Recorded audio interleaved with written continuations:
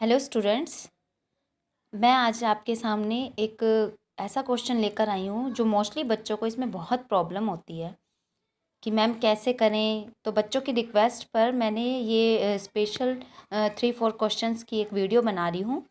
I think इसमें बच्चों की जो प्रॉब्लम है वो सॉर्ट आउट हो जाएगी। तो हम स्टार्ट करते हैं। तो फर्स्ट क्वेश्चन हमारा है कि रूपक ताल के चौगुन का अंतिम आवर्तन किस मात्रा से शुरू होता है। ठीक है, तो ऐसे क्वेश्चन में आपको क्या करना है कि सबसे पहले आप ये देखिए कि ताल कौन सी है। जैसे मान लीजिए ये रूपक ताल है, तो आपको ये पता होना चाहिए कि रूपक ताल है कितनी मात्रा की ताल है, इसके बोल क्या है, सम कहाँ से है, खाली कहाँ से है, ये सब आपको पता होना चाहिए। ठीक है, तो जैसे मान लीजिए रूपक ताल है, ये जो है ये ताल जो है वो 7 मात्रा की है। तो इसके बोल है तिन तिन ना धिन ना धिन ना। ठीक है, तिन तिन ना धिन ना धिन ना। और रूपक ताल ऐसी है जिसमें कोई खाली नहीं होती है। ठीक है, पहली मात्रा पर सम होता है, चौथी मात्रा पर पहली ताली और छठी मात्रा पर दूसरी ताली होती है। ठीक है, तो तिन तिन ना धिन ना, ये हो गई टोटल 7। 1 2 3 4 5 6 7। ठीक है, 7 मात्रा। अब इस क्वेश्चन में ये बोल रहा है कि रूपक ताल का चौगुन। ठीक है, अब जैसे जैसे क्वेश्चन दिया है वैसे वैसे आप सॉर्ट आउट करते जाइए। रूपक ताल का चौगुन बोला इन्होंने।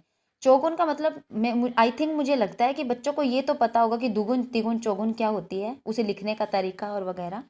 तो दुगुन में क्या करते हैं कि एक मात्रा के अंदर 2 मात्रा रख देते हैं हम। ठीक है, जैसे मान लीजिए तिन है ना, तो तिन के अंदर हम क्या करेंगे, एक मात्रा के हम तिन लिख देंगे और ये सेकंड मात्रा भी इसमें ऐड कर देंगे, तिन तिन हो गई। ठीक है, तो ये हो गई हमारी दुगुन।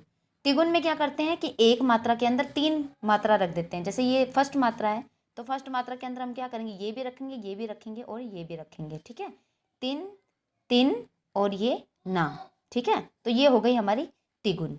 तो इन्होंने हमें तिगुन नहीं पूछी, दुगुन नहीं पूछी, इन्होंने पूछी है हमसे चौगुन। तो चौगुन में हम क्या करेंगे, एक मात्रा के अंदर हम 4 मात्रा को रखेंगे। जैसे मान लीजिए ये तिन है, ये भी जाएगा, ये भी जाएगा, ये ना भी जाएगा और ये धिन भी जाएगा। एक मात्रा के अंदर ये 4 मात्रा तक आ जाएगा, इसको चौगुन बोलते हैं। ठीक है, एक मात्रा के अंदर 4 मात्रा को बोलना। ठीक है, तो ये तिन तिन ना धिन, 4 मात्रा आ गई एक के अंदर, और काउंट कितनी हुई, एक मात्रा, इसी को चौगुन बोलते हैं।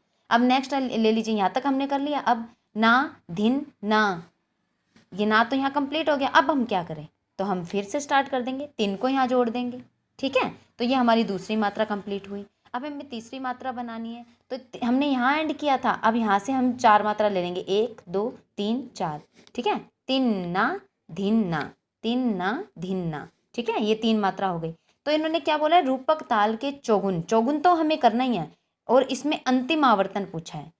अब आवर्तन आई थिंक ये भी पता होगा, और जिन बच्चों को नहीं पता उनको मैं बता देती हूँ। फिर भी किसी को कन्फ्यूज़न है तो आप कमेंट बॉक्स में कमेंट छोड़ सकते हैं, तो मैं आपके जो भी डाउट्स हैं वो क्लियर करूँगी। ठीक है, तो आवर्तन का मतलब होता है कि किसी भी ताल को स्टार्टिंग से एंड तक गाना। ठीक है, जैसे मान लो हमारी रूपक ताल है, तिन तिन ना धिन ना धिन ना, ये हमारा हो गया एक आवर्तन। इसी को हम 2 बार गाएंगे तो 2 आवर्तन, 3 बार गाएंगे तो 3 आवर्तन, इसी तरीके से ये आवर्तन चलते हैं, मतलब किसी भी ताल को कंप्लीट करना। ठीक है, तो अब इनका क्वेश्चन है, इन्होंने थोड़ा घुमा फिरा के पूछा है, लेकिन क्वेश्चन बहुत ईजी है, इतना टिपिकल नहीं है। तो इन्होंने पूछा कि रूपक ताल का चौगुन है, मतलब एक मात्रा के अंदर 4 मात्रा हमें डालनी है, उसका अंतिम आवर्तन पूछा है इन्होंने कि किस मात्रा से शुरू होगा। अब आप खुद इमेजिन कीजिए कि एक मात्रा है। ठीक है, अब हम रूपक ताल का चौगुन कर रहे हैं, तो कितने आवर्तन आएंगे, आप खुद सोचिए। एक आवर्तन में तो कंप्लीट हो नहीं जाएगा ये, है ना। तो अब इसमें हम आवर्तन काउंट करेंगे। ये तो आप समझ गए होंगे कि मैंने एक मात्रा के अंदर 4 मात्रा रखी है, तो इस तरीके से ये मैंने ताल जो है कंप्लीट की है। तिन तिन ना धिन ना।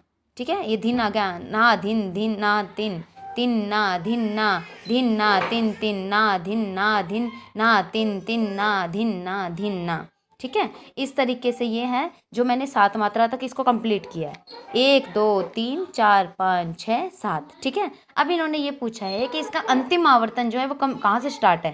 पहला आवर्तन कहाँ से स्टार्ट है, यहाँ से, तिन तिन ना धिन ना। अब दूसरा आवर्तन तिन तिन ना धिन ना। अब तीसरा आवर्तन तिन तिन ना धिन ना। चौथा आवर्तन तिन तिन ना धिन ना धिन ना। अब आप ये समझ गए होंगे कि इसमें 4 आवर्तन है, तो चौथा आवर्तन कहाँ से स्टार्ट हुआ, यहाँ से 6 मात्रा से। ठीक है, तो ये अब इन्होंने पूरा तरीके से पूछा है, ठीक है ना, कि मान लीजिए अगर 5 छठी मात्रा देता है तो छठी लिख दे, नहीं तो अगर उन्होंने एकदम सीक्वेंस वाइज दिया है तो वो भी आपको लिखना पड़ेगा। जैसे मान लीजिए 5 तो यहाँ एंड हो ही गई, हमारा जो स्टार्ट हो रहा है वो यहाँ से स्टार्ट हो रहा है, इस पॉइंट से, ठीक है ना, ये निकल चुका है। तो आप ये खुद सोचिए कि एक मात्रा के अंदर हमने 4 मात्रा डाली है, ठीक है, पहले हमने सवा, आधा, पौना और एक, ठीक है, तब जाके हमारी बनी एक मात्रा।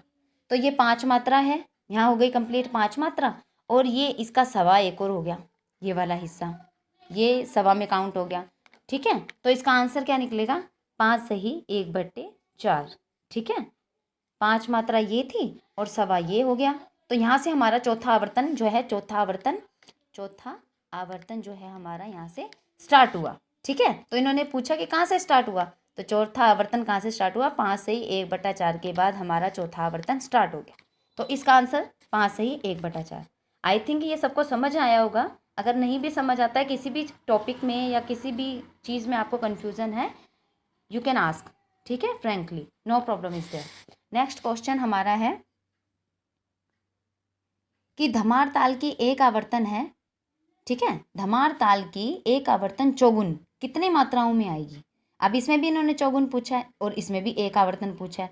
उसमें क्या पूछा था, अंतिम आवर्तन, इसलिए हमें इतना बड़ा सॉर्ट आउट करना पड़ा, ठीक है ना। अब इन्होंने पूछा है सिर्फ एक आवर्तन, क्या पूछा है, सिर्फ एक आवर्तन पूछा है। तो इसमें हम क्या करेंगे, सबसे पहले तो हम धमार ताल के बोल लिखेंगे, ठीक है।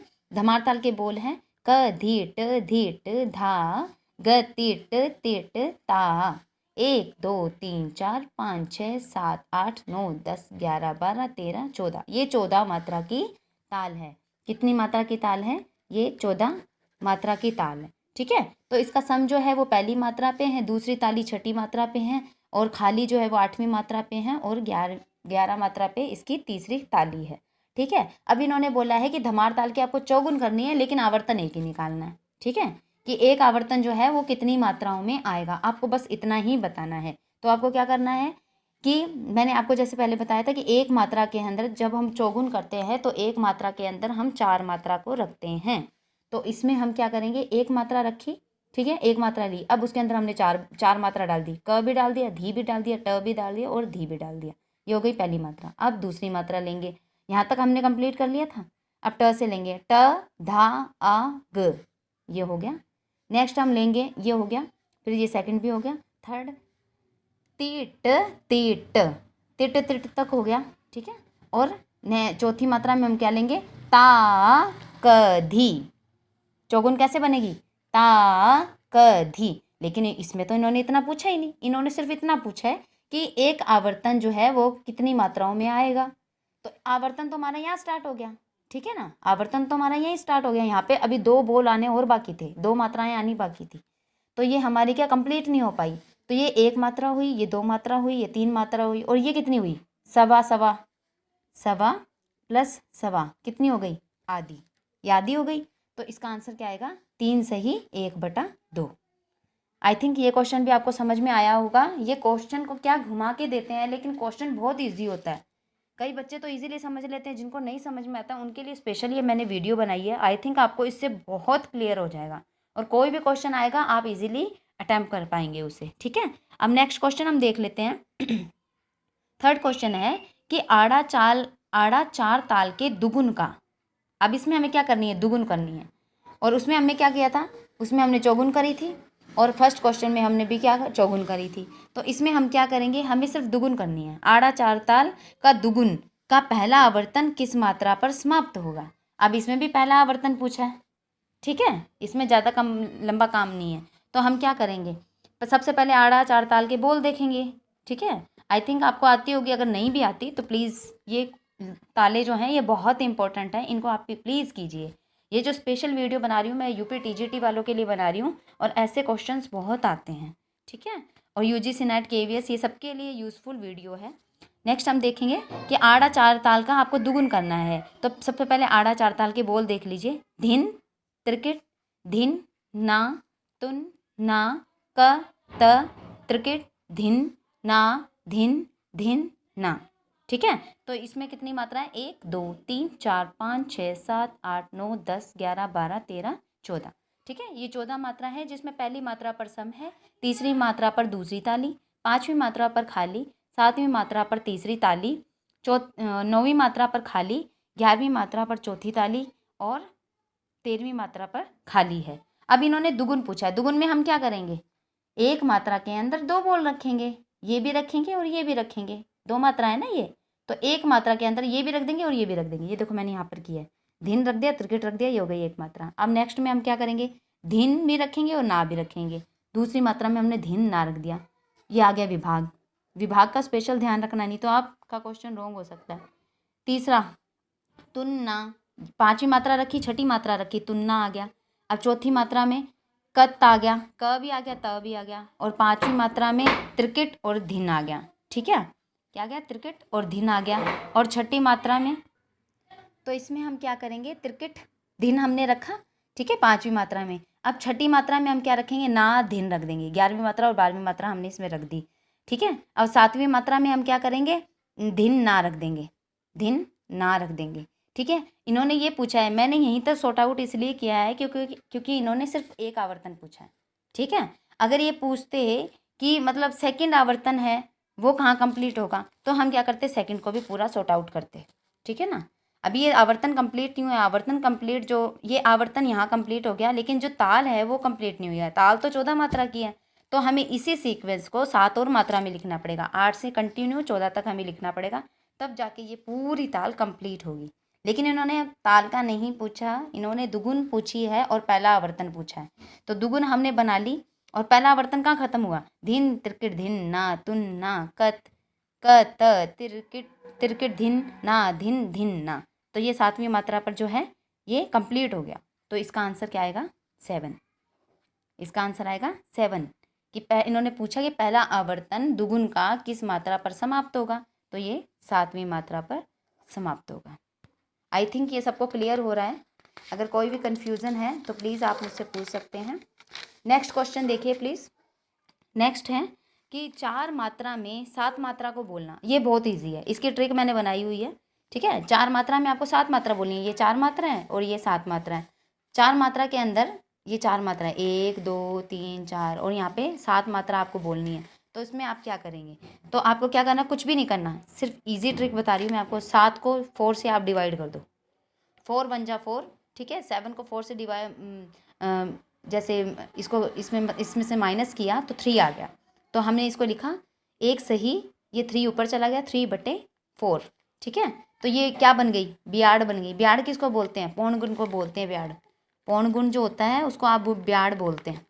ठीक है ना, और सवा गुण होता है उसको क्या बोलते हो आप, सवा गुण को आप क्या बोलते हो, कुआड़ बोलते हो उसको। सवा गुण बोल सकते हो या फिर कुआड़ बोल सकते हो। इन्होंने इसमें पूछा कि 4 मात्रा में 7 मात्रा, तो मैंने क्या किया, 7 को 4 से डिवाइड कर दिया, तो इसका आंसर 1 से ही 3/4 निकला, जो कि ब्याड़ बनी। इसको पौन गुण भी बोलते हैं। इसको 4 1 जा 4, 4 को 4 में 3 प्लस किए तो 7 बन गए, 7/4। ठीक है, 7 ये हो गया, 4 आ गया। ठीक है, इसको क्या बोलते हैं, ब्याड़। अगर ये क्वेश्चन घुमा कर दे देते, अगर ये बोल देते कि 4 मात्रा में जी आपको 5 मात्रा बोलनी है, तो आप क्या करते, इजी ट्रिक, 5 को 4 से डिवाइड करते, तो क्या आ जाता, 4 1 जा 4, 5 में से 4 माइनस किए तो 1 आया, तो 1 यहाँ आ गया ये वाला, और ये वाला 1 ऊपर आया, और ये वाला 4 आया नीचे।